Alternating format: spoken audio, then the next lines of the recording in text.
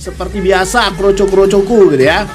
Nah, di sini gue selalu bilang, kalian itu rata-rata trader harian gitu ya. Pada banyak yang bilang, ada beberapa yang bilang, bang, itu terus yang lu bilang. Ya karena memang lu trader harian. Gue bilangnya apa lagi gitu kan. Nah, rata-rata trader dari kalian ini trader harian gitu kan. Otomatis apa? Otomatis kalian butuh yang namanya time frame harian gitu. Banyak yang sampai hari ini gue lihat dia bukanya time frame weekly lah, monthly lah, nanti digabung lah daily lah. Udah tahu pergerakannya sebesar ini, lu bisa lihat pergerakan ke dikit aja tuh udah besar banget tuh floatingnya. Lu bukanya daily, lu mau ngapain gitu? Kalau lu mau melihat 2 hari 3 hari ke depan, mungkin lu buka daily masih masuk akal. Tapi kalau lu mau misalnya melihat hari ini mau kemana, lu cukup lihat pergerakan di 4 jam gitu loh. Kenapa bang? Kok bisa lu tentukan 4 jam itu sebagai time frame harian? Nih gue jelasin ya. Gue akan bahas lebih jelas tentang tren. Karena kan tadi gue bilang gue pingin membahas tentang tren biar lu ngerti. Karena kalau lu langsung bahas SND, penarikan para channel, lu aja nggak tahu tren hari ini kemana, rugi. Apalagi lu bahas tentang LPG lah, cheat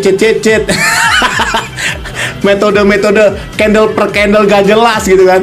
Lu akan bingung juga karena lu nggak tahu arah trennya kemana gitu loh. Jadi lu harus tahu arah tren ini kemana gitu loh. Dan kenapa kita bisa tentukan itu sebagai arah trennya gitu ya. Nah di sini gua akan bahas dari ini ya, dari pertama dulu. Ntar ini kenapa mereng di sini? Oke. Nah yang pertama adik-adik kroco, lu harus tahu yang namanya market structure. Gua selalu bilang market structure itu bahasa tradernya memang keren terdengar gitu, tapi banyak gue lihat dari kalian tuh nggak paham dengan yang namanya market structure. Market structure tuh apa sih bang? Pergerakan dari titik terendah ke titik tertinggi, menghasilkan titik terendah, menghasilkan titik tertinggi, menghasilkan titik terendah, tertinggi, seperti itu.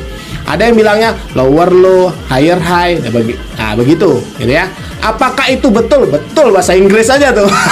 Tapi kalau kalian, gue lihat kayaknya agak bingung kalau pakai bahasa-bahasa itu. Jadi gue pakai bahasa-bahasa simple-simple aja, biar lu ngerti. Beda kalau kalian mau menjadi mentor abal-abal, lain lagi. Kalau kalian mau jadi mentor abal-abal, lain lagi. Lu harus paham minimal bahasa-bahasa trader itu. Kalau lu nggak ngerti, mana? Nanti bingung lagi. Bilang SNR, supply and resisten. Jadi makanya lu harus paham. Pakai aja bahasa bayi. Lu nggak perlu pakai bahasa-bahasa rumit gitu ya. Nah, karena kalian rata-rata ingin menjadi trader mandiri, lu cukup paham pakai bahasa